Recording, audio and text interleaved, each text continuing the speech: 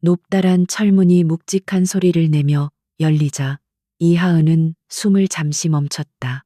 눈앞에 펼쳐진 것은 단순한 저택이 아니었다. 현대적인 디자인의 회색빛 성체였고 잘 가꾸어졌지만 어딘지 모르게 생명력이 느껴지지 않는 정원이 성을 둘러싸고 있었다. 마치 모든 것이 정교하게 계산되어 감정이라는 변수를 철저히 배제한 듯한 풍경이었다. 이곳이 앞으로 그녀가 일하게 될 대한민국 재계 서열 최상위에 빛나는 아우라 그룹의 총수 강지훈 대표의 개인 저택이었다. 박 집사가 그녀를 안으로 안내하며 낮은 목소리로 주의사항을 전달했다. 그의 목소리는 친절했지만 그 안에 담긴 긴장감은 숨길 수 없었다. 대표님께서는 불필요한 소음과 움직임을 극도로 싫어하십니다.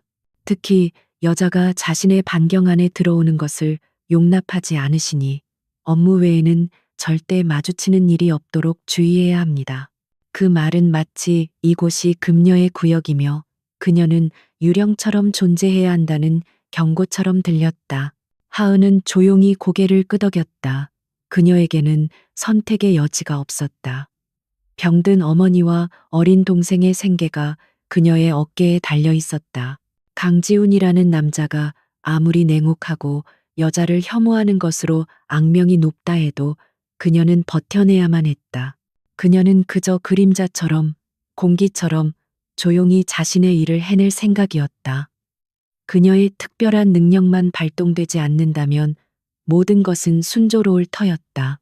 그녀가 짐을 풀고 배정받은 작은 방을 정리하고 있을 때 저택 전체에 차가운 기운이 감돌았다. 주인이 돌아온 것이다. 하은은 본능적으로 몸을 웅크렸다. 복도를 가로지르는 무겁고 규칙적인 발걸음 소리만으로도 그의 존재감은 압도적이었다. 박 집사의 지시에 따라 그녀는 저녁 식사를 준비하기 위해 주방으로 향했다. 심장이 세차게 뛰었지만 그녀는 애써 태어난 척했다. 강지우는 식당의 가장 상석에 앉아 있었다. 짙은 회색의 맞춤 정장은 그의 날카롭고 차가운 이미지를 더욱 부각시켰다. 그는 서류에서 눈을 떼지 않은 채 마치 주변에 아무도 없는 것처럼 행동했다. 그의 얼굴에는 어떤 감정도 드러나지 않았고 얼음 조각처럼 차갑고 완벽하게 조각된 듯한 옆모습은 비현실적으로 느껴졌다. 하은은 조심스럽게 준비한 수프를 그의 앞에 놓았다. 그 순간 그녀의 손이 살짝 미끄러지며 그릇이 흔들렸다. 찰나의 순간 수프가 넘치는 것을 막기 위해 지훈이 반사적으로 손을 뻗어 그릇을 잡았다. 그 과정에서 그의 손등이 하은의 손가락을 스쳤다. 아주 짧고 가벼운 접촉이었지만 하은에게는 세상이 멈추는 듯한 충격이었다. 그녀의 머릿속으로 전혀 다른 목소리가 날카로운 비명처럼 파고들었다. 제발 누가 나 좀 이 지옥에서 꺼내줘. 더는 버틸 수가 없어. 거짓말. 전부 다 거짓말이야. 그 목소리는 절망과 고통 그리고 깊은 외로움으로 가득 차 있었다. 하은은 저도 모르게 비틀거렸다. 눈앞에 냉정한 남자와 머릿속을 울리는 처절한 절규 사이의 괴리감에 현기증이 일었다. 그녀가 들은 것은 강지훈의 마음의 소리였다. 타인과 신체가 닿으면 그 사람의 진심이 들리는 저주와도 같은 그녀의 능력이었다. 그녀는 이 능력을 숨기기 위해 평생을 타인과의 접촉을 피하며 살아왔다. 하지만 피할 수 없는 사고는 언제나 이렇게 예고 없이 찾아왔다. 지훈은 미간을 찌푸렸다. 그는 자신의 손등에 남은 아주 희미한 온기에 당황했다. 평생 어떤 여자에게서도 느껴본 적 없는 이상하고 낯선 감각이었다. 그것은 불쾌함과는 다른 종류의 혼란스러움이었다. 그는 고개를 들어 처음으로 하은을 제대로 쳐다보았다. 겁에 질려 창백해진 얼굴, 놀라움으로 커진 눈동자. 그는 그 표정에서 무언가 다른 것을 읽으려 했지만 이내 차갑게 말했다. 내 몸에 손대지 마. 다시는 이런 실수 용납하지 않겠다. 그의 목소리는 얼음장처럼 차가웠지만 하은의 귓가에는 여전히 그의 마음속 비명이 맴돌고 있었다. 그녀는 간신히 고개를 숙여 사과하고는 주방으로 도망치듯 물러났다. 심장이 미친 듯이 뛰었다.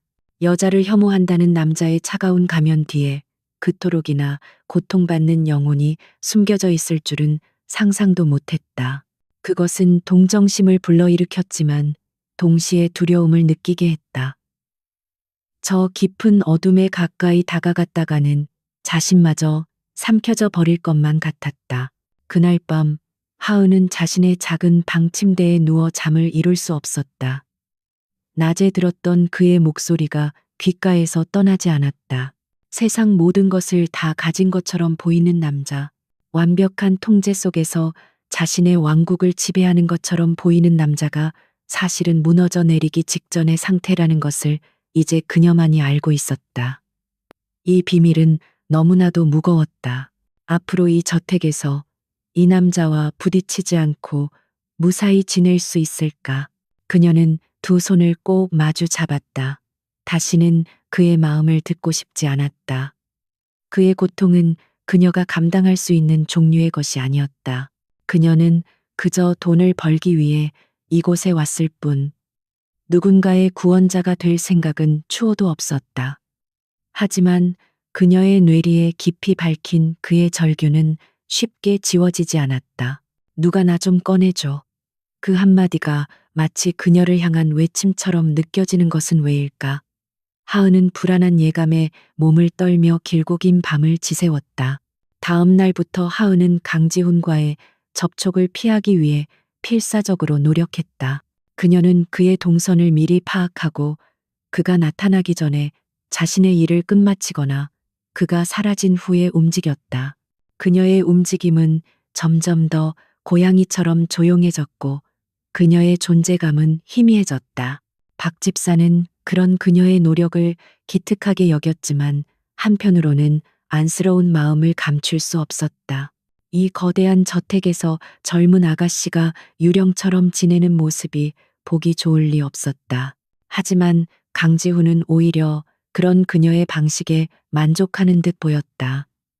눈에 거슬리는 움직임도 불필요한 소음도 없었다. 저택은 다시 예전의 고요함을 되찾았고 하녀가 새로 들어왔다는 사실조차 잊을 수 있을 정도였다. 그는 자신의 일에만 몰두했다. 수십억 달러가 오가는 계약서에 서명하고 냉철한 판단력으로 회사의 미래를 결정했다. 그의 세계에서 감정은 사치였고 인간관계는 필요에 의한 거래일 뿐이었다. 그러던 어느 날 저녁, 지훈은 평소보다 늦게 귀가했다. 중요한 프로젝트가 난관에 부딪혀 극심한 스트레스를 받은 상태였다. 그는 넥타이를 거칠게 풀어던지며 서재로 향했다. 그가 가장 싫어하는 것은 자신의 계획이 통제 불가능한 변수로 인해 틀어지는 것이었다. 그는 위스키를 한 잔 따라 단숨에 들이켰지만 불쾌한 감정은 가라앉지 않았다. 그는 무언가 부숴버리고 싶은 충동에 휩싸였다. 그때 서재 문이 조심스럽게 열리고 하은이 쟁반을 들고 들어왔다. 그녀는 박 집사로부터 그가 저녁을 거르고 들어왔다는 말을 듣고 간단한 샌드위치와 따뜻한 우유를 준비한 것이었다.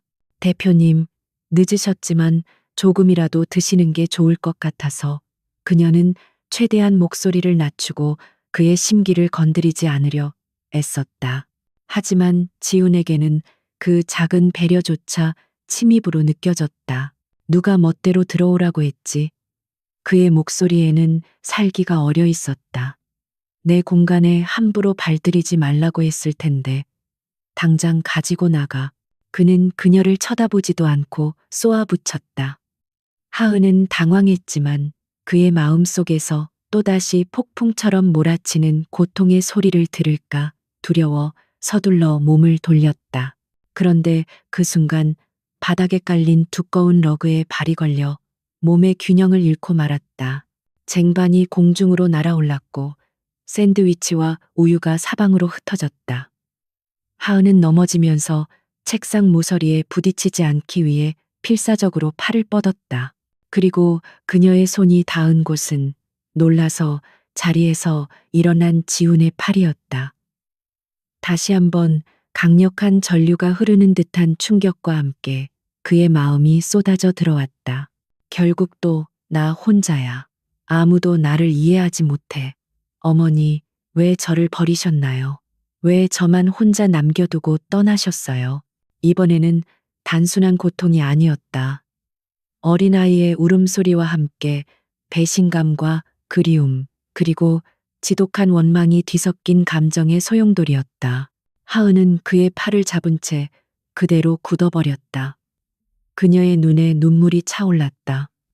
그의 슬픔이 너무나도 생생하게 전해져 와 마치 자신의 일처럼 가슴이 아팠다. 그녀는 그를 증오하는 어머니에 대한 기억을 보았다. 자신을 냉정하게 밀어내던 그 차가운 손길을, 원망이 가득 담긴 눈빛을. 지훈은 자신의 팔을 잡고 있는 하은의 작은 손과 그녀의 눈에서 떨어지는 눈물방울을 보고는 말을 잃었다. 그는 분노해야 마땅했다. 감히 자신의 몸에 손을 대고 자신의 앞에서 눈물을 보이다니. 당장 그녀를 해고해야 했다. 하지만 이상하게도 화가 나지 않았다. 대신 아주 오래전 잃어버렸던 누군가에게 위로받고 싶었던 어린 시절의 자신이 떠올랐다. 그녀의 눈물은 마치 자신을 대신해서 울어주는 것만 같았다. 그는 천천히 자신의 팔을 빼냈다. 하은은 그제야 정신을 차리고 황급히 손을 떼며 사과했다. 죄송합니다, 대표님. 정말 죄송합니다. 바로 치우겠습니다. 그녀는 허둥지둥 바닥에 엎드려 깨진 유리 조각과 엉망이 된 음식들을 치우기 시작했다. 그녀의 어깨는 가늘게 떨리고 있었다. 지우는 그런 그녀를 잠시 말없이 내려다보다가 자신도 모르게 한마디를 내뱉었다. 됐다. 내일 아침에 치워. 그것은 그가 이 저택에서 하은에게 처음으로 건넨 명령이나 질책이 아닌 말이었다. 하은은 고개를 들지 못한 채 대답 없이 자리에서 일어났다. 그리고는 서재를 빠져나갔다. 문이 닫히고 서재에는 다시 정적이 흘렀다. 지훈은 자신의 팔을 내려다보았다. 그녀의 손길이 닿았던 곳이 이상하게도 따뜻하게 느껴졌다. 그리고 처음으로 그는 자신의 철옹성 같던 고독에 아주 작은 균열이 생겼음을 어렴풋이 직감했다. 서재에서 있었던 소동 이후 저택의 공기는 미묘하게 변했다. 강지우는 여전히 얼음처럼 차가웠고 이하은은 그 어느 때보다 더 조심스럽게 움직였다. 하지만 보이지 않는 둘 사이에는 전에 없던 낯선 긴장감이 흘렀다. 하은은 그의 마음속 절규를 들은 이후로 그를 단순히 까다로운 고용주로만 볼 수 없게 되었다. 그의 냉정한 표정 뒤에 숨겨진 깊은 상처를 알게 된 지금 그의 모든 행동과 말이 다르게 해석되었다. 하은은 자신의 능력이 저주스럽다고 생각하면서도 한편으로는 그의 고통을 외면할 수 없는 자신을 발견했다. 그녀는 의식적으로 그에게 필요한 것들을 미리 챙겨주기 시작했다.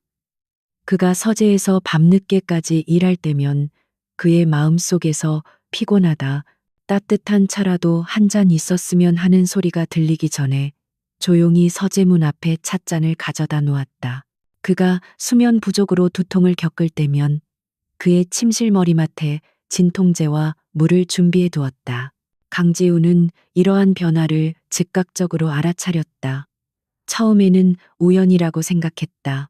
하지만 자신이 무언가를 필요로 하는 순간마다 마치 약속이라도 한 듯 그것이 준비되어 있는 일이 반복되자 그는 의아함을 느끼기 시작했다. 새로운 한여는 마치 자신의 생각을 읽기라도 하는 것처럼 움직였다. 물론 그는 그런 비이성적인 가능성을 믿지 않았다. 그는 그녀가 눈치가 빠르고 유능하기 때문일 거라고 결론지었다. 그는 인정하고 싶지 않았지만 그녀가 온 이후로 저택에서의 생활이 한결 편안해졌다는 사실을 부인할 수 없었다. 그의 예민한 신경을 거스르는 일 없이 모든 것이 완벽하게 정돈되어 있었고, 집 안에는 언제나 그가 선호하는 은은한 나무 향이 감돌았다. 그는 점차 그녀의 존재에 익숙해져 갔다. 그녀의 발소리, 그녀의 희미한 그림자, 그녀가 만들어내는 조용한 질서. 그것은 그가 오랫동안 잊고 지냈던 안정감과 비슷한 감각이었다. 그러던 어느 비 오는 주말 오후, 지우는 거실 소파에 앉아 복잡한 인수합병 서류를 검토하다가 잠이 들었다. 최근 며칠간 이어진 과로와 스트레스 때문이었다. 하은은 거실을 정리하러 들어왔다가 소파에 위태롭게 기대 잠든 그를 발견했다. 서류가 그의 손에서 바닥으로 떨어져 흩어져 있었다. 그녀는 잠시 망설였다. 그를 깨워야 할까? 아니면 그냥 둬야 할까? 그의 곁으로 다가갔을 때 그의 미간이 깊게 찌푸려져 있는 것을 보았다. 그는 꿈속에서도 편치 않은 듯했다. 하은은 조심스럽게 바닥에 서류들을 주워 테이블 위에 정리했다. 그리고 벽장에 있던 얇은 담요를 꺼내 그에게 덮어주려고 했다.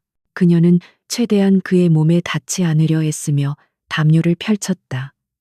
하지만 그가 무의식 중에 몸을 뒤척이는 바람에 그녀의 손가락이 그의 이마에 살짝 스치고 말았다. 그 순간 이전보다 훨씬 더 선명하고 강렬한 영상과 감정이 그녀의 머릿속을 휩쓸었다. 어두운 방, 홀로 침대에 누워 울고 있는 어린아이. 아이는 필사적으로 엄마를 불렀지만 아무 대답도 없었다. 문 밖에서는 날카로운 다툼 소리가 들려왔다. 내 인생을 망가뜨릴 셈이야? 이 아이만 없었어도 난 자유롭게 내 꿈을 펼칠 수 있었어. 그것은 그의 어머니의 목소리였다. 그리고 잠시 후 현관문이 거칠게 닫히는 소리와 함께 집안은 영원할 것 같은 정적에 휩싸였다. 아이는 그날 이후로 다시는 엄마를 보지 못했다. 하은은 숨을 헐떡이며 뒤로 물러섰다. 너무나도 생생한 배신감과 버려짐의 고통이 파도처럼 밀려와 그녀의 심장을 아프게 찔렀다. 그의 여성 혐오는 단순한 성격적 결함이 아니었다. 그것은 어린 시절 어머니에게 받은 결코 아물지 않은 상처의 결과물이었다. 세상에서 가장 믿었던 존재에게서 받은 냉혹한 거절이 그의 마음을 얼어붙게 만들고 모든 여성을 잠재적인 배신자로 여기게 만든 것이었다. 그녀는 잠든 그의 얼굴을 내려다보았다. 날카로운 턱선과 굳게 닫힌 입술은 여전히 냉정해 보였지만 이제 그녀의 눈에는 그저 상처 입은 어린아이의 모습으로 보일 뿐이었다. 그녀는 저도 모르게 손을 뻗어 그의 미간을 부드럽게 쓰다듬어 펴주고 싶다는 충동을 느꼈다. 하지만 그녀는 가까스로 그 충동을 억누르고 조용히 거실을 빠져나왔다. 그의 과거를 엿본 것에 대한 죄책감과 그에 대한 연민이 뒤섞여 마음이 복잡했다. 그날 저녁 저택에 예고 없는 손님이 찾아왔다. 아우라그룹의 경쟁사인 태성그룹 윤 회장의 딸이자 아우라그룹의 이사로 재직 중인 윤서연이었다. 그녀는 강지훈의 약혼녀로 공공연하게 알려진 인물이었다. 화려한 외모와 값비싼 옷차림을 한 그녀는 마치 자신이 이 집의 안주인이라도 되는 것처럼 당당하게 들어섰다. 그녀는 하은을 위아래로 훑어보더니 경멸이 담긴 말투로 물었다. 새로 들어온 하녀인가 보네. 이름이 뭐지? 이하은입니다. 하은은 정중하게 고개를 숙였다. 윤서연은 코웃음을 치며 그녀의 손에 들고 있던 명품 핸드백을 던지듯 건넸다. 지훈 씨는 어디 계시지? 내 방에 갖다 놔. 그녀의 말투에는 하은을 인격체로 대하지 않는 오만함이 가득했다. 하은은 묵묵히 가방을 받아들고 그녀가 가리키는 손님용 침실로 향했다.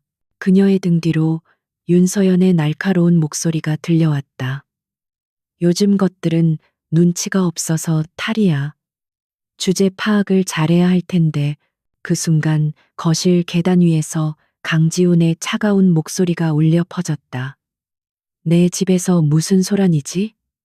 잠에서 깬 그는 불쾌한 표정으로 윤서연을 내려다보고 있었다. 윤서연은 언제 그랬냐는 듯이 금세 사랑스러운 미소를 지으며 그에게 다가갔다. 지훈 씨, 보고 싶어서 왔어요. 연락도 없이 와서 미안해요. 그런데 새로운 하녀 교육 좀 제대로 시켜야겠어요. 너무 멍청하게 구네요. 지훈의 시선은 윤서연의 화려한 얼굴을 지나 그녀의 뒤편에 서 있는 하은에게 잠시 머물렀다. 하은은 아무 표정 없이 고개를 숙이고 있었지만 그는 왠지 모르게 그녀의 굳은 어깨에서 다른 감정을 읽었다. 평소 같았으면 그는 이런 사소한 일에 전혀 신경 쓰지 않았을 것이다. 하지만 이상하게도 윤서연의 가시 돋친 말이 귀에 거슬렸다.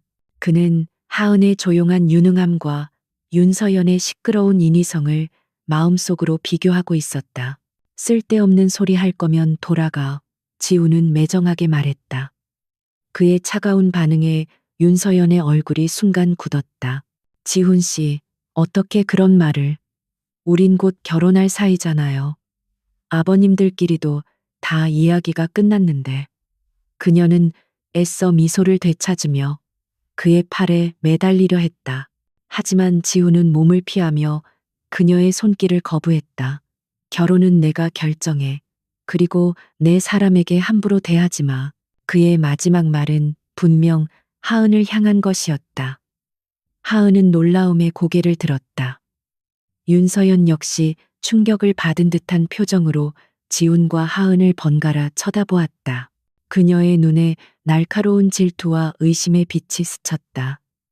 그녀는 강지훈이 고작 하녀 따위를 내 사람이라고 칭하는 것을 믿을 수가 없었다.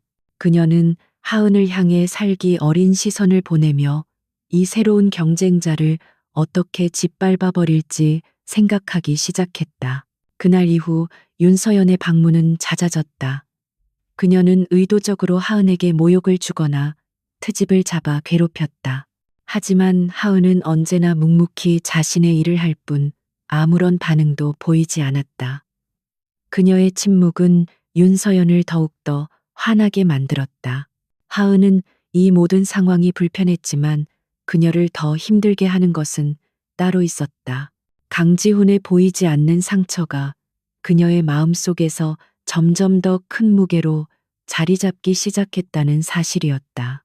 윤서연의 존재는 강지훈의 얼어붙은 세계에 불쾌한 파문을 일으켰다. 그녀는 저택의 고요함을 깨뜨렸고 하은이 만들어 놓은 보이지 않는 질서를 흐트러뜨리려 했다.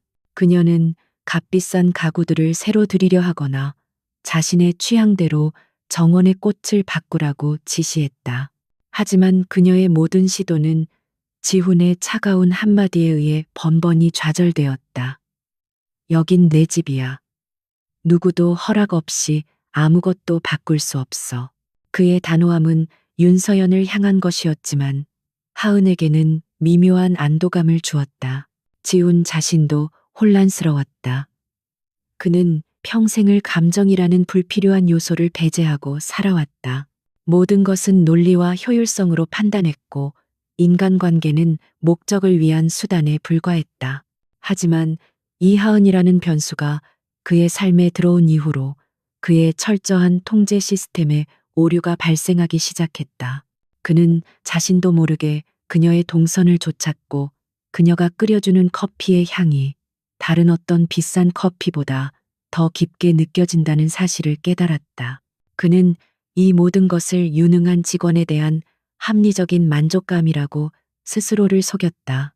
하지만 서재에서 일하다가 문득 고개를 들었을 때 복도를 조용히 지나가는 그녀의 그림자를 찾고 있는 자신을 발견하고는 당황했다. 그는 알 수 없는 감정에 휘둘리는 자기 자신이 낯설고 불쾌했다. 그래서 그는 더욱 일에 몰두했다. 감정을 잊는 가장 좋은 방법은 머릿속을 다른 것으로 가득 채우는 것이었기 때문이다. 그러던 중 아우라 그룹의 해외 지사에서 심각한 문제가 터졌다. 경쟁사의 기술 탈취, 시도와 내부 배신자의 등장으로 회사는 창립 이래 최대의 위기를 맞았다. 지훈은 며칠 밤낮으로 잠도 자지 않고 문제 해결에 매달렸다. 그는 화상회의를 주재하고 수백 장의 보고서를 검토하며 날카로운 지시를 내렸다. 그의 카리스마와 냉철한 판단력 아래 위기는 서서히 수습되었지만 그의 육체는 한계에 다다르고 있었다. 결국 사단이 났다. 모든 문제가 해결되고 긴장이 풀린 어느 날 새벽, 그는 자신의 침실로 걸어가다가 현기증을 느끼며 그대로 복도에 쓰러졌다. 쿵 하는 둔탁한 소리에 놀라 방에서 나온 하은과 박 집사는 차가운 대리석 바닥에 쓰러져 있는 그를 발견했다. 그의 몸은 불덩이처럼 뜨거웠고 식은땀으로 셔츠가 흠뻑 젖어 있었다. 박 집사는 당황해서 구급차를 부르려 했지만 하은이 그를 막았다. 안 돼요. 병원은 싫어하실 거예요. 그녀는 단호하게 말했다. 그녀는 그의 마음속에서 병원에 대한 깊은 트라우마를 읽은 적이 있었다. 그의 어머니가 그를 떠나기 전 마지막으로 입원했던 곳, 그에게는 버려짐의 상징과도 같은 장소였다. 하은은 박 집사와 함께 힘겹게 그를 침대로 옮겼다. 그녀는 침착하게 의사를 부르고 그의 지시에 따라 밤새도록 지훈을 간호하기 시작했다. 그녀는 물수건으로 그의 뜨거운 이마와 목을 쉴 새 없이 닦아주었다. 그의 몸에 그녀의 손길이 닿을 때마다 그의 고통스러운 기억들이 조각난 필름처럼 그녀의 머릿속을 스쳐 지나갔다. 텅 빈 집에서 홀로 엄마를 기다리던 어린 시절, 재혼한 아버지의 냉대 속에서 외롭게 성장하던 청소년기, 그리고 누구도 믿지 못하게 된 채 스스로를 고립시킨 현재까지. 그의 삶은 화려한 성공 뒤에 가려진 끝없는 상처의 연속이었다. 지우는 깊은 열병 속에서 악몽을 꾸었다. 그는 다시 차가운 방에 홀로 남겨진 어린아이가 되어 있었다. 아무리 울고 소리쳐도 아무도 오지 않는 절망적인 꿈이었다. 그는 어둠 속에서 필사적으로 무언가를 향해 손을 뻗었다. 그때 그의 이마에 와 닿는 부드럽고 시원한 감촉이 느껴졌다. 그리고 누군가 그의 손을 따뜻하게 잡아주었다. 그는 꿈속에서 그것이 그토록 그리워하던 어머니의 손길이라고 생각했다. 그는 자신을 붙잡고 있는 온기를 놓치고 싶지 않았다. 그는 몽롱한 의식 속에서 힘겹게 입을 열어 애원했다. 가지마, 제발, 나 혼자 두지 마. 그의 목소리는 열에 들떠 심하게 갈라져 있었지만 그 안에 담긴 절박함은 하은의 심장을 관통했다.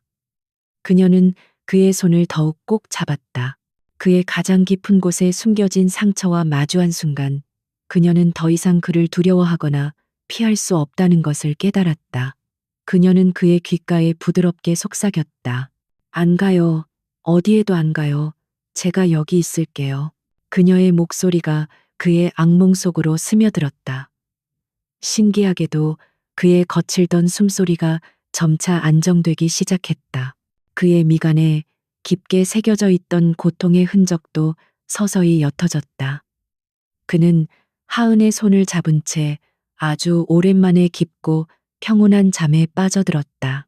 하은은 밤이 새도록 그의 곁을 지켰다. 동이 틀 무렵 그녀도 지쳐 의자에 기댄 채 잠이 들었다. 그녀의 손은 여전히 그의 손을 놓지 않고 있었다. 다음 날 아침 지훈은 무거운 눈꺼풀을 들어 올렸다. 열은 기적처럼 내려가 있었고 몸은 무거웠지만 정신은 놀라울 정도로 맑았다. 그는 주변을 둘러보다가 자신의 손을 잡은 채 불편하게 잠들어 있는 하은을 발견했다. 창문으로 들어온 아침 햇살이 그녀의 얼굴을 부드럽게 비추고 있었다. 그는 지난밤의 기억을 더듬었다. 끔찍한 악몽과 그 악몽을 걷어내준 기적 같은 온기. 그리고 여기 있겠다고 약속하던 다정한 목소리. 그는 모든 것이 꿈이었다고 생각했지만 자신의 손에 남아있는 그녀의 체온은 너무나도 현실적이었다. 그는 처음으로 그녀의 얼굴을 자세히 살펴보았다. 피곤함이 역력했지만 평온해 보이는 잠든 얼굴이었다. 그 순간 그의 마음속에서 단 한 번도 느껴본 적 없는 이상한 감정이 싹 텄다. 그것은 차가운 분노도 논리적인 판단도 아니었다. 자신을 위해 밤을 새운 이 작은 여인에 대한 설명할 수 없는 애틋함과 보호 본능이었다. 그때 하은이 인기척을 느끼고는 화들짝 놀라며 잠에서 깼다. 그녀는 자신이 그의 손을 잡고 잠들었다는 사실에 얼굴이 새빨개졌다. 그녀는 황급히 손을 빼며 자리에서 일어났다. 죄송합니다. 대표님. 제가 깜빡 잠이. 그녀는 그가 당연히 화를 낼 것이라고 생각하며 고개를 숙였다. 하지만 예상했던 차가운 질책은 들려오지 않았다. 대신 믿을 수 없을 정도로 부드러운 목소리가 들려왔다. 죽 좀 끓여줘. 그것은 명령이 아닌 거의 부탁에 가까운 어조였다. 하은은 놀라서 고개를 들었다. 지훈은 그녀를 똑바로 쳐다보고 있었다. 그의 눈빛은 여전히 날카로웠지만 그 안에 담긴 냉기는 온데간데 없었다.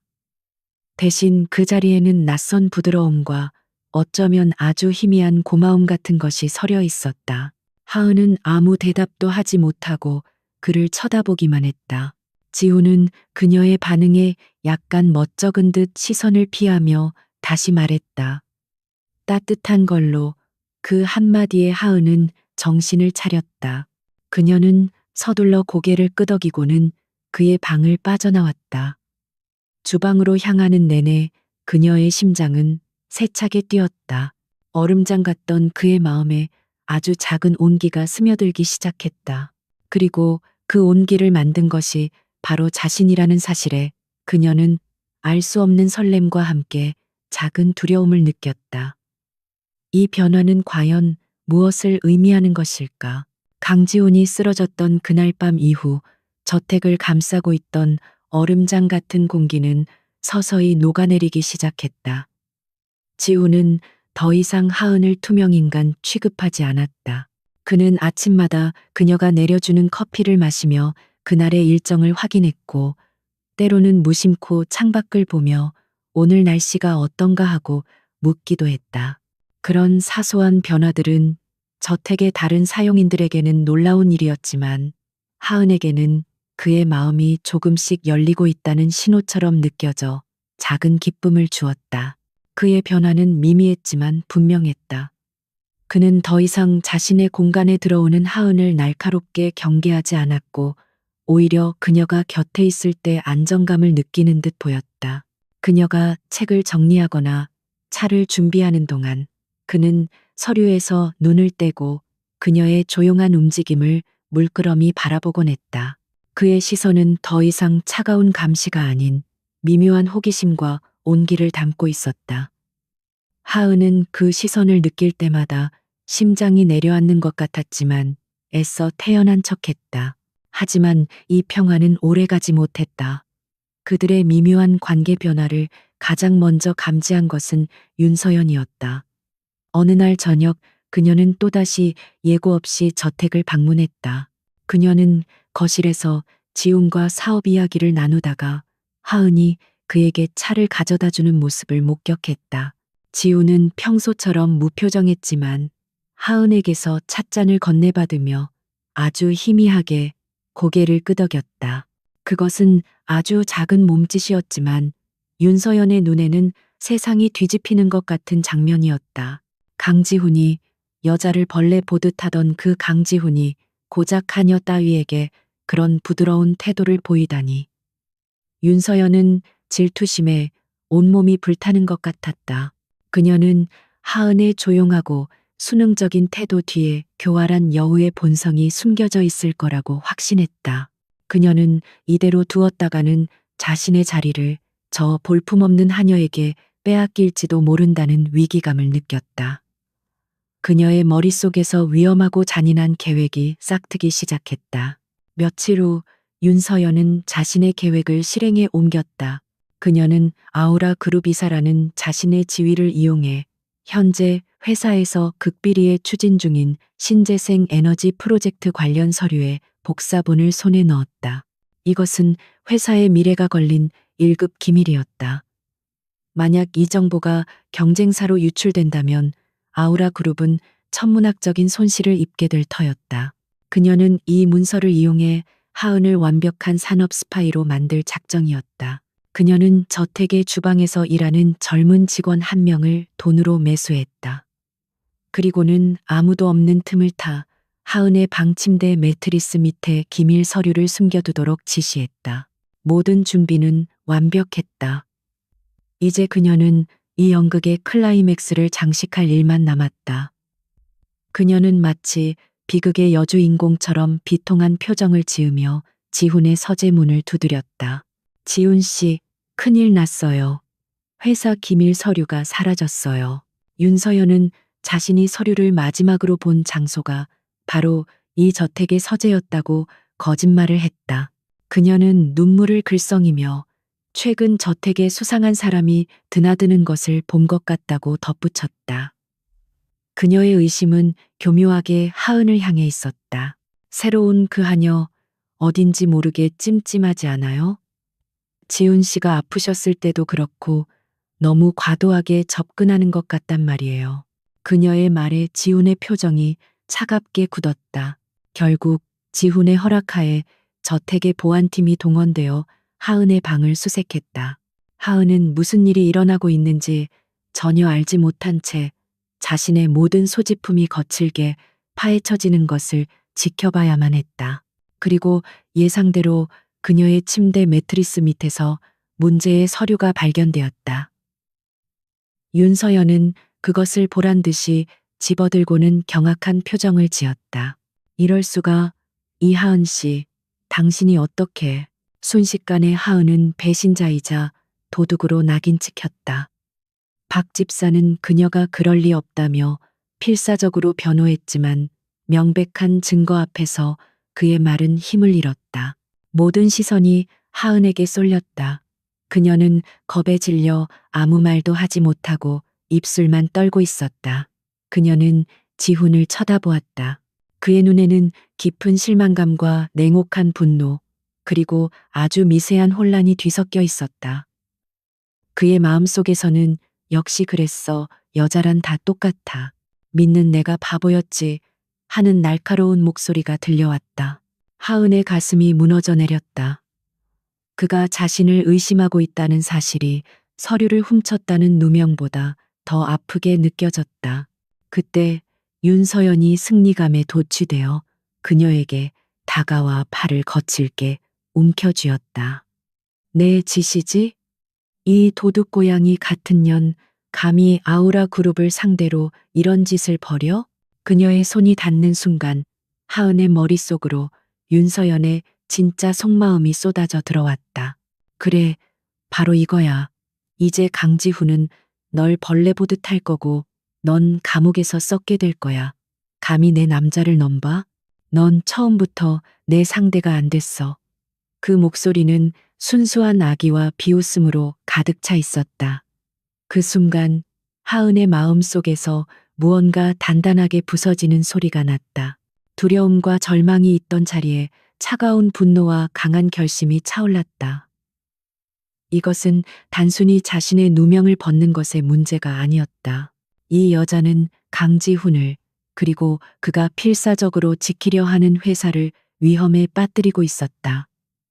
자신을 믿어주기 시작했던 한 남자의 마음을 다시 얼어붙게 만들고 있었다. 하은은 더 이상 겁에 질린 피해자로만 남아있을 수 없다고 생각했다. 그녀는 자신을 방어해야 할 뿐만 아니라 진실을 밝혀내 그를 지켜야만 했다. 그녀는 자신을 붙잡고 있는 윤서연의 손을 뿌리치고 똑바로 일어섰다. 모든 소동이 벌어지고 난 후 지훈은 서재에서 하은을 마주했다. 그의 얼굴은 감정을 읽을 수 없을 정도로 굳어 있었다. 그는 책상 위에 놓인 기밀 서류와 그 앞에 고개를 숙이고 서 있는 하은을 번갈아 보았다. 오랜 침묵 끝에 그가 입을 열었다. 그의 목소리는 그가 아프기 전 처음 만났을 때처럼 차갑고 날카로웠다. 이하은, 할 말 있나? 그 질문은 그녀의 유죄를 기정사실화하고 마지막 변명이라도 들어주겠다는 듯한 뉘앙스였다. 윤서연은 문 밖에서 승자의 미소를 지으며 이 순간을 기다리고 있었다. 하지만 하은의 반응은 모두의 예상을 벗어났다. 그녀는 천천히 고개를 들었다. 그녀의 눈에는 더 이상 두려움이나 눈물이 없었다. 대신 흔들림 없는 단단한 의지가 자리 잡고 있었다. 그녀는 지훈의 눈을 똑바로 마주보며 차분하고 명확한 목소리로 말했다. 네, 대표님, 드릴 말씀이 있습니다. 하지만 지금은 아닙니다. 제게 시간을 주시면 모든 진실을 밝혀내겠습니다. 그녀의 예상치 못한 당당한 태도의 지훈은 순간 말을 잃었다. 윤서연 역시 놀라움을 감추지 못했다. 울면서 용서를 빌거나 억울함을 호소하며 발악할 것이라 생각했는데 저것은 전혀 다른 반응이었다. 하은의 침착함은 상황을 지배하는 것처럼 보였다. 그녀는 자신의 결백을 증명할 무언가를 가지고 있다는 듯한 자신감을 내비치고 있었다. 지훈은 그녀의 눈 속에서 진실을 갈망하는 강렬한 빛을 보았다. 그의 이성은 그녀를 믿지 말라고 경고했지만 그의 심장은 다시 한번 그녀에게 기회를 주라고 속삭이고 있었다. 강지훈의 서재에는 무거운 침묵이 흘렀다. 윤서연은 당장 이하은을 경찰에 넘겨야 한다고 주장했지만 지훈은 그녀의 말을 가로막았다. 그는 하은의 흔들림 없는 눈빛을 본 순간 섣부른 판단을 내릴 수 없었다. 그의 이성은 명백한 증거를 가리켰지만 알 수 없는 본능이 그녀의 결백을 속삭이고 있었다. 그는 결국 윤서연의 분노를 뒤로한 채 하은에게 48시간의 시간을 주기로 결정했다. 그 시간 안에 결백을 증명하지 못하면 모든 것을 법대로 처리하겠다는 조건이었다. 이 결정은 사실상 지훈이 그녀에게 마지막 기회를 준 것이나 다름없었다. 그는 하은을 저택 별채에 머물게 하고 외부와의 연락을 통제했다. 감금과도 같은 조치였지만 하은에게는 그것이 유일한 희망이었다. 그녀는 혼자가 아니었다. 그녀의 결백을 굳게 믿는 단 한 사람, 박 집사가 비밀리에 그녀의 조력자가 되어 주었다. 그는 수십 년간 이 저택을 지키며 사람을 보는 눈을 길러왔고 윤서연의 교활함과 하은의 진실함을 꿰뚫어 보고 있었다. 하은은 박 집사에게 자신의 계획을 털어놓았다. 물론 마음을 읽는 능력에 대해서는 말하지 않았다. 대신 윤서연이 다른 누군가를 시켜 자신에게 누명을 씌운 것이 분명하며 그 공모자를 찾아내야 한다고 설명했다. 박 집사는 고개를 끄덕이며 최근 저택 사용인들 사이의 분위기와 유독 불안한 기색을 보이던 젊은 주방 보조 직원에 대한 정보를 알려주었다. 바로 윤서연이 돈으로 매수한 그 남자였다. 하은은 그를 직접 만나야만 했다. 박 집사는 주방에 작은 소란을 일으켜 다른 사람들의 시선을 끈 뒤 하은이 그 직원과 단둘이 이야기할 수 있는 시간을 벌어주었다. 하은은 창고에서 식자재를 정리하던 그에게 조용히 다가갔다. 남자는 그녀를 보자마자 사색이 되어 뒷걸음질 쳤다. 하은은 그를 비난하는 대신 따뜻하고 차분한 목소리로 말을 걸었다. 많이 놀랐죠? 괜찮아요. 해치려는 거 아니에요. 그녀는 그에게 물 한 잔을 건넸다. 남자가 떨리는 손으로 물컵을 받아드는 순간 그들의 손이 스쳤다. 하은의 머릿속으로 그의 공포와 죄책감이 생생하게 흘러들어왔다. 어떡하지? 윤 이사님이 가만두지 않을 거야. 하지만 저 여자의 눈을 보니 너무 죄책감이 들어 우리 엄마 병원비 때문에 어쩔 수 없었어. 그의 절박한 사정이 그대로 전해져 왔다. 그는 악인이 아니라 단지 약한 사람이었을 뿐이다. 하은은 그의 마음을 읽었다는 사실을 숨긴 채 그의 상황을 이해한다는 듯이 말했다.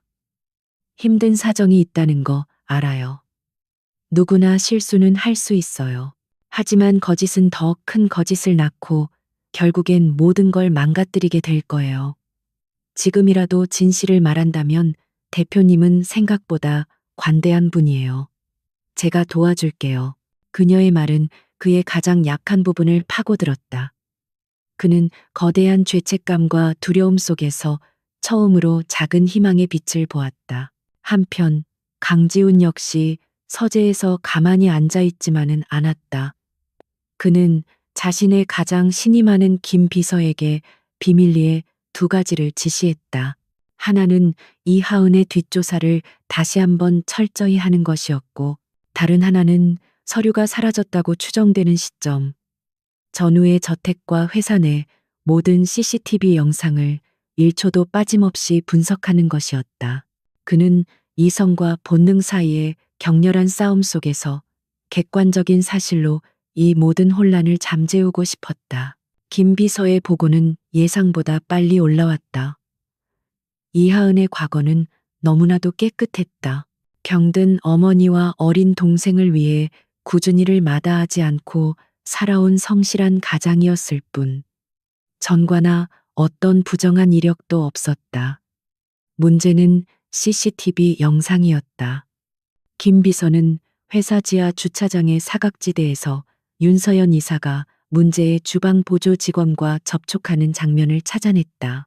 무언가를 건네는 장면은 없었지만 둘의 만남 자체가 매우 부자연스럽고 의심스러웠다. 바로 그때 하은에게서 연락을 받은 박 집사가 지훈에게 면담을 요청했다. 하은이 결정적인 증거를 찾았다는 전갈이었다. 하은을 돕기로 결심했던 주방 보조 직원은 자신의 안전을 보장받기 위해 윤서연과의 다음 통화를 몰래 녹음했다. 녹음 파일에는 자신을 배신하면 가만두지 않겠다는 윤서연의 협박과 일이 성공하면 약속한 돈을 주겠다는 내용이 고스란히 담겨 있었다. 하은은 약속된 시간이 거의 다 되었을 무렵 지훈의 서재로 들어섰다. 그는 김 비서에게서 받은 보고서를 보며 깊은 생각에 잠겨 있었다.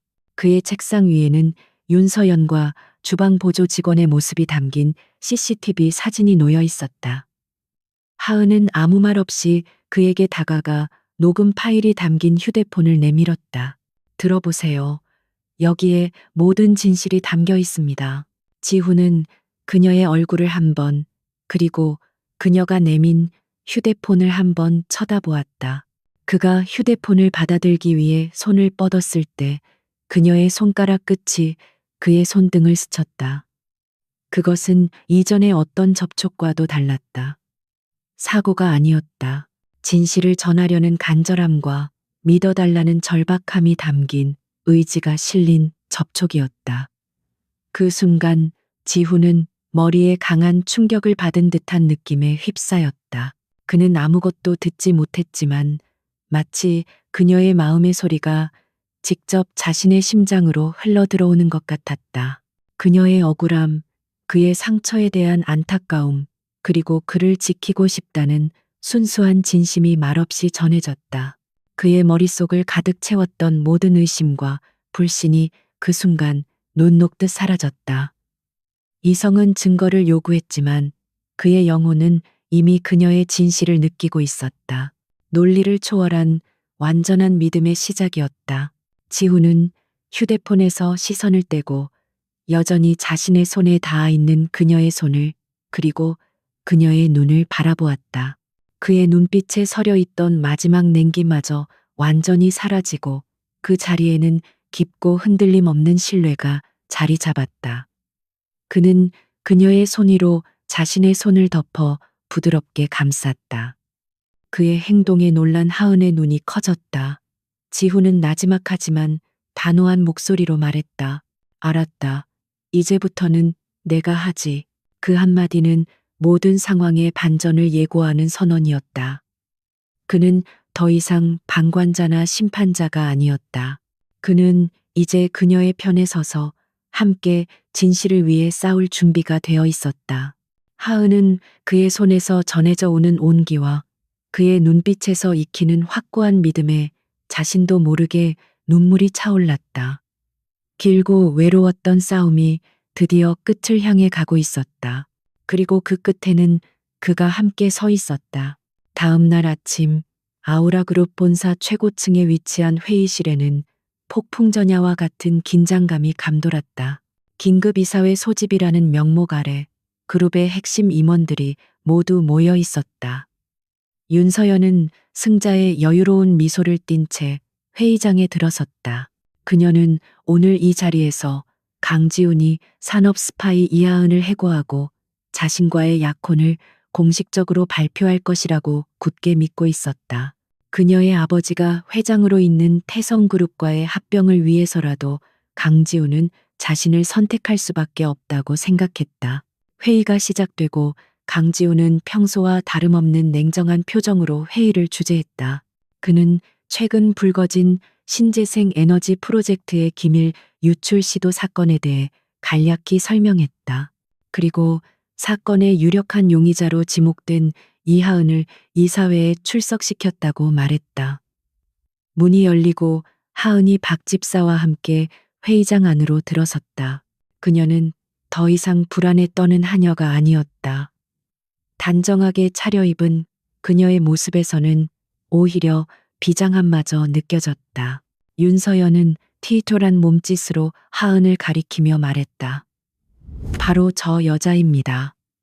제보에 의하면 저 여자는 경쟁사인 태성그룹에 우리 회사의 기밀을 넘기려 했습니다. 당장 경찰에 넘겨서 배우를 밝혀내야 합니다. 그녀의 목소리는 회의장을 가득 채웠고 몇몇 임원들은 동조하는 듯 고개를 끄덕였다. 모든 것이 그녀의 시나리오대로 흘러가는 듯 보였다. 하지만 강지훈의 반응은 예상 밖이었다. 그는 차갑게 말했다. 윤 이사, 성급한 판단은 금물입니다. 아직 모든 진실이 밝혀진 것은 아니니까요. 그리고는 하은에게 발언할 기회를 주었다. 하은은 임원들 앞에 나서서 침착하게 입을 열었다. 그녀는 먼저 자신에게 누명을 씌운 주방 보조 직원의 자백이 담긴 녹음 파일을 공개했다. 파일 속에서 그는 윤서연의 지시로 서류를 숨겼다고 명확하게 증언했다. 회의장은 순식간에 술렁였다. 윤서연은 얼굴이 하얗게 질려 소리쳤다. 거짓말이야. 저건 저 여자가 돈으로 매수해서 조작한 거야. 그녀는 당황했지만 아직 자신에게는 아버지라는 든든한 배경이 있다고 믿었다. 그녀는 이 위기만 넘기면 모든 것을 되돌릴 수 있을 거라고 생각했다. 하지만 하은의 반격은 이제 시작에 불과했다. 조작이라고 하셨습니까? 하은은 윤서연에게 천천히 다가갔다. 그렇다면 윤 이사님께서 이 직원과 회사 지하 주차장에서 만났던 것은 어떻게 설명하시겠습니까? 그 말이 끝나기가 무섭게 회의장 대형 스크린에 CCTV 영상이 재생되었다. 영상 속에는 윤서연이 그 직원에게 봉투를 건네는 장면이 희미하게 포착되어 있었다. 윤서연은 이제 공포에 질리기 시작했다. 그때 하은이 그녀의 옆에 멈춰서서 아무도 듣지 못할 만큼 작은 목소리로 속삭였다. 하지만 그 목소리는 윤서연의 심장을 꿰뚫는 비수와도 같았다. 당신이 정말로 두려워하는 건 이게 아니잖아요. 그렇죠? 태성그룹의 주가 조작, 그리고 당신이 아버지 몰래 빼돌린 비자금, 그게 세상에 알려지는 걸 더 두려워하고 있잖아요. 하은은 그녀의 마음을 읽어낸 것이었다. 윤서연이 기밀 서류를 훔친 진짜 목적은 단순히 하은을 쫓아내기 위함이 아니었다. 그녀는 이 정보를 이용해 아우라 그룹의 주가를 폭락시킨 뒤 자신이 빼돌린 비자금으로 헐값의 주식을 사들여 경영권을 흔들려는 더 큰 야심을 품고 있었던 것이다. 하은은 윤서연의 손목을 부드럽게 잡았다. 마치 위로하는 듯한 제스처였지만 그 접촉을 통해 그녀는 윤서연의 모든 불안과 공포를 남김없이 읽어냈다. 지금이라도 멈춰요. 그러면 모든 걸 잃지는 않을 수도 있어요. 그 순간 윤서연의 이성이 완전히 무너져 내렸다. 그녀는 하은이 자신의 모든 비밀을 알고 있다는 사실에 극도의 공포를 느꼈다. 그녀는 자신도 모르게 하은의 손을 뿌리치며 비명을 질렀다. 아니야, 내가 안 그랬어. 그건 아빠가 시킨 일이야. 태성그룹을 위해서 어쩔 수 없었다고. 그녀의 입에서 나온 말은 걷잡을 수 없는 폭탄 선언이었다. 그녀는 자신의 죄를 인정했을 뿐만 아니라 자신의 아버지는 물론 태성그룹 전체를 이 사건에 끌어들인 셈이 되었다. 회의장은 아수라장이 되었다. 임원들은 경악을 금치 못했고 기자들의 카메라 플래시가 쉴 새 없이 터졌다. 모든 것이 끝났다. 윤서연은 그 자리에서 보안팀에게 끌려나갔다. 강지우는 싸늘한 눈으로 그 모든 광경을 지켜보다가 자리에서 일어났다. 그는 임원들 앞에서 공식적으로 선언했다. 오늘부로 아우라그룹은 태성그룹과의 모든 협력 관계를 파기하고 이번 사건에 대한 모든 법적 책임을 물을 것입니다. 그리고 그는 회의장을 가로질러 여전히 그 자리에 서 있는 하은에게로 걸어갔다. 그는 모든 사람이 보는 앞에서 하은의 어깨를 부드럽게 감쌌다. 그리고는 그녀를 자신 쪽으로 끌어당겨 보호하듯 안았다. 그는 임원들과 기자들을 향해 세상에서 가장 단호하고 분명한 목소리로 말했다. 그리고 이하은 씨는 아우라 그룹을 위기에서 구해낸 은인입니다. 앞으로 누구든 그녀에게 무례하게 구는 것은 바로 나 강지훈에게 도전하는 것으로 간주하겠습니다. 그것은 단순한 옹호가 아니었다. 자신의 사람에 대한 절대적인 신뢰와 애정을 담은 세상 전부를 향한 선전포고였다. 하은은 그의 품에 안겨 그의 단단한 가슴에 얼굴을 묻었다. 그의 심장 소리가 안정적으로 들려왔다.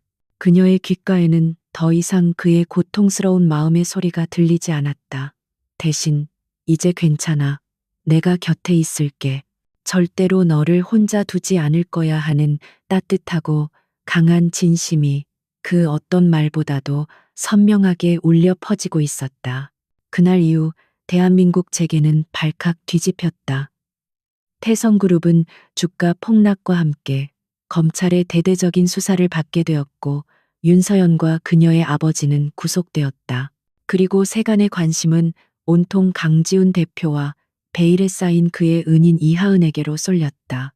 사람들은 그녀가 누구인지 어떻게 그 얼음 왕자의 마음을 녹였는지 궁금해했다. 하지만 그 진실을 아는 사람은 오직 두 사람뿐이었다. 저택으로 돌아온 하은은 자신의 방으로 돌아가 짐을 쌌다. 이제 모든 일이 끝났으니 자신이 이곳에 더 머물 이유는 없다고 생각했다. 그녀는 조용히 떠나려 했다. 하지만 그녀가 방문을 열었을 때 문 앞에는 강지훈이 서 있었다. 그는 아무 말 없이 그녀의 손에 들린 가방을 빼앗아 바닥에 내려놓았다. 그리고는 그녀의 손을 잡고 저택에서 가장 햇볕이 잘 드는 그녀가 가장 좋아하던 온실로 그녀를 이끌었다. 그는 그녀의 앞에 섰다. 그리고는 처음으로 아주 희미하지만 진심이 담긴 미소를 지어 보였다. 그 미소에 얼어붙었던 그의 얼굴이 봄눈처럼 녹아내리는 것 같았다. 그는 그녀의 뺨을 부드럽게 감싸쥐고 그녀의 눈을 깊이 들여다보며 말했다. 어디 가려고?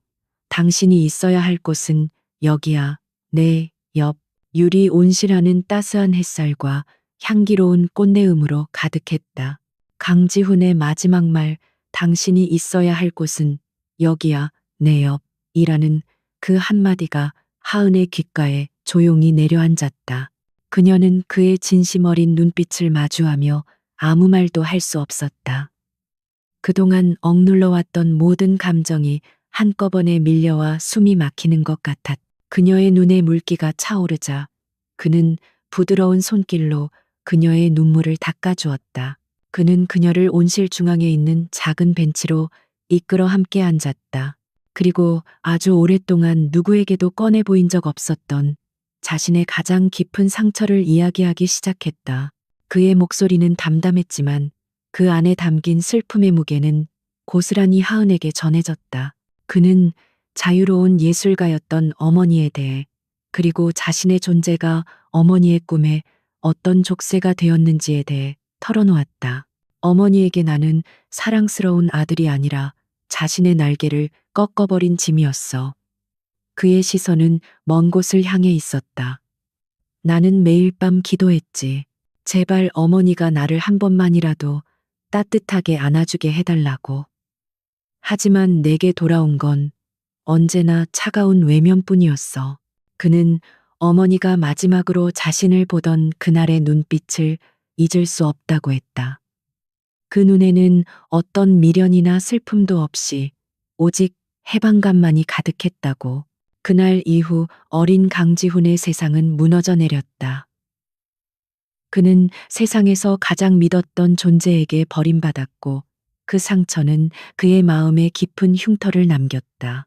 그는 다시는 상처받지 않기 위해 자신의 마음 주위에 누구도 넘을 수 없는 높은 벽을 쌓았다. 특히 여자에 대해서는 더욱 그랬다.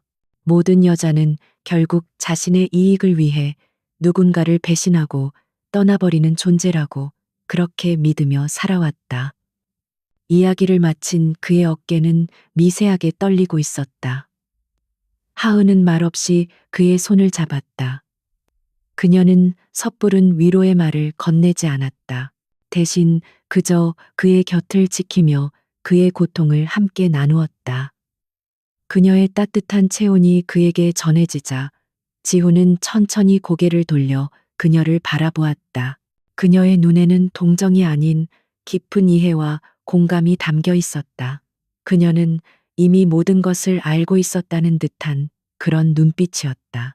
하은은 이제 자신의 비밀을 고백해야 할 시간이라고 생각했다. 그가 모든 것을 걸고 자신을 믿어주었듯 자신 또한 그에게 모든 것을 보여주어야만 했다. 그녀는 떨리는 목소리로 자신의 특별한 능력에 대해 이야기하기 시작했다. 태어날 때부터 다른 사람과 몸이 닿으면 그 사람의 마음속 소리가 들리는 저주와도 같은 능력에 대해서, 그리고 이 저택에 처음 온 날 그의 마음속 절규를 들었던 순간에 대해서, 대표님이 아프셨을 때, 그리고 윤서연 이사님의 거짓말을 알 수 있었던 것도 모두 이 능력 때문이었어요. 그녀는 고개를 숙였다. 그가 자신을 괴물처럼 여기거나 자신의 사적인 영역을 침범당했다고 느끼며 불쾌해할까봐 두려웠다. 죄송해요. 대표님의 상처를 멋대로 엿본 것 같아서. 정말 죄송해요. 그녀의 목소리는 점점 더 작아졌다. 지훈은 아무 말 없이 그녀의 고백을 듣고 있었다. 그의 얼굴에는 놀라움이 서려 있었지만 그 어디에도 혐오나 두려움의 기색은 없었다. 그는 모든 조각들이 맞춰지는 것을 느꼈다. 그녀가 어떻게 항상 자신에게 필요한 것을 알았는지, 어떻게 그 누구도 꿰뚫어 보지 못했던 자신의 외로움을 알아주었는지, 그리고 어떻게 그토록 확신에 차서 윤서연의 음모에 맞설 수 있었는지 모든 것이 설명되었다. 오랜 침묵 끝에 그가 마침내 입을 열었다. 그의 목소리는 그 어느 때보다 부드러웠다. 그랬구나. 그는 그녀의 턱을 부드럽게 들어 올려 자신을 보게 했다. 그래서 당신 눈에는 내가 보였구나. 차갑고 오만한 강지훈이 아니라 상처받고 울고 있던 어린아이가. 그는 두려워하는 대신 깊은 감사함을 느끼고 있었다. 그의 높은 벽을 허물 수 있었던 것은 바로 그녀의 특별한 능력 덕분이었으니까. 그는 하은을 자신의 품으로 끌어당겨 부드럽게 안았다. 무서워하지 않아. 오히려 고마워. 그는 그녀의 귓가에 속삭였다. 당신이 아니었다면 나는 평생 얼어붙은 성 안에서 홀로 살아갔을 거야. 당신의 그 능력이 나를 구원한 셈이지. 그의 말에 하은은 참았던 눈물을 터뜨렸다. 평생을 저주라고 생각했던 자신의 능력이 사랑하는 사람에게 구원이 되었다는 사실에 가슴 벅찬 감동을 느꼈다. 서로의 가장 깊은 비밀과 상처를 공유한 두 사람은 이제 그 어떤 것도 그들을 갈라놓을 수 없다는 것을 알았다. 그는 그녀의 능력 때문에 그녀를 사랑하게 된 것이 아니었고, 그녀는 그의 아픔을 동정해서 그를 사랑하게 된 것이 아니었다. 그들은 서로의 존재 자체를 상처마저도 끌어안고 사랑하게 된 것이었다. 그들의 사랑은 서로의 과거를 치유하고 미래를 향한 새로운 길을 열어주었다. 지훈은 그녀의 눈물 젖은 얼굴을 두 손으로 부드럽게 감쌌다. 그는 천천히 고개를 숙여 그녀의 입술에 자신의 입술을 포겠다. 그것은 열정적이기보다는 깊고 부드러운 서로의 영혼을 확인하는 듯한 입맞춤이었다. 수많은 오해와 아픔의 시간을 지나 마침내 하나가 되는 순간이었다. 입맞춤을 통해 하은은 더 이상 그의 마음을 읽으려 애쓰지 않아도 되었다. 그의 모든 진심과 사랑이 말을 초월하여 그녀의 심장으로 직접 전해지고 있었기 때문이다. 그들은 해가 질 때까지 온실에 머물렀다. 서로의 손을 잡고 아무 말 없이 함께 있는 것만으로도 완전한 평화를 느꼈다. 한때는 차가운 감옥과도 같았던 저택이 이제는 세상에서 가장 안전하고 따뜻한 보금자리처럼 느껴졌다. 과거의 상처는 사라지지 않았지만 더 이상 아프지 않았다. 그것은 이제 두 사람이 함께 이겨내고 보듬어 안아야 할 사랑의 역사가 되었다. 그들의 진짜 이야기는 이제 막 시작되고 있었다. 몇 달의 시간이 흐르는 동안 강지훈의 저택은 이전의 모습을 찾아볼 수 없을 만큼 변해 있었다. 차가운 회색빛 성체 같던 공간은 이제 따스한 온기와 부드러운 웃음소리로 채워졌다. 정원에는 계절의 변화를 알리는 다채로운 꽃들이 만발했고, 거실에서는 은은한 클래식 음악이 흘러나왔다. 이 모든 변화의 중심에는 이하은이 있었다. 그리고 그녀의 곁에는 더 이상 얼음 왕자가 아닌 사랑하는 여인 앞에서 미소 지을 줄 아는 한 남자, 강지훈이 있었다. 그의 변화는 저택뿐만 아니라 아우라 그룹 전체에 긍정적인 영향을 미쳤다. 그는 여전히 냉철하고 유능한 CEO였지만 더 이상 공포와 두려움으로 직원들을 다스리지 않았다. 대신 그는 그들의 의견에 귀를 기울이고 때로는 격려의 말을 건넬 줄 아는 리더가 되었다. 직원들은 그의 변화에 놀라면서도 이전보다 훨씬 더 깊은 존경심과 충성심으로 그를 따랐다. 그들은 이 모든 변화가 회장 비서실 소속이 된 이하은 덕분이라는 것을 어렴풋이 알고 있었다. 어느 화창한 주말 오후, 지훈은 하은의 손을 잡고 자신의 할아버지이자 아우라 그룹의 창업주인 강태환 회장을 찾아뵈었다. 노 회장은 처음부터 하은을 따뜻하게 맞아주었고 마치 친손녀를 대하듯 다정한 미소를 보였다. 차를 마시며 담소를 나누던 중 강 회장은 두 사람의 만남에 얽힌 마지막 비밀을 털어놓았다. 그는 오래전부터 하은의 가족에 대해 알고 있었다고 고백했다. 자네 외할머니가 내 죽은 아내와는 둘도 없는 친구 사이였지. 강 회장은 아련한 눈빛으로 말했다. 그리고 나는 자네 가문에 대대로 내려오는 그 특별한 선물에 대해서도 알고 있었단다.